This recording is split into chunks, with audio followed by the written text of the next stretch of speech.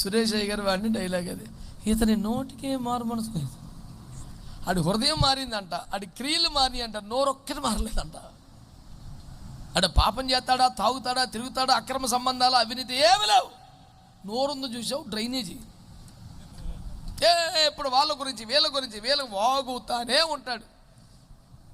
చూశాడు ఇది నోరొక్కటే మారు మనసు పొందలేదు.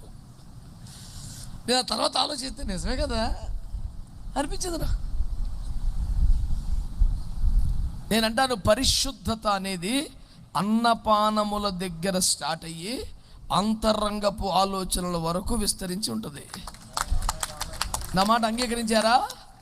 పరిశుద్ధత అనేది అన్నపానముల దగ్గర మొదలయ్యి అంతరంగపు ఆలోచనల దాకా విస్తరించి ఉంటుంది.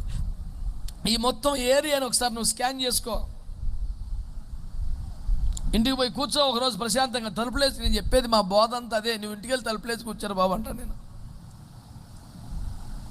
నేను అనేక సంవత్సరాలకి చెప్పే బోధే అది. నువ్వు ఎక్కడికి వెళ్ళబాకు, నువ్వు గదిలోకి వెళ్ళి తలుపులేసుకొని కూర్చో, బైబిల్ పెట్టుకొని కూర్చో. నువ్వు మారిపోతావు, తిరుగులేదు. నీకే తేడా తెలుసుద్ది. పొద్దాక ఆడిని చూసి, ఈడు గుడారం చూసి, ఆడు గుడారం చూసి, ఆడికి ఎట్లేదు, ఆడికి అట్లే ఎలా. నువ్వు ఒకసారి తలుపులేసుకుని లోపల చూసుకో. నీ గుడారం శపితమైంది కప్పెట్టావు, సీనార వస్త్రం దాచిపెట్టావు, వెండి కమ్మిని దాచిపెట్టావు.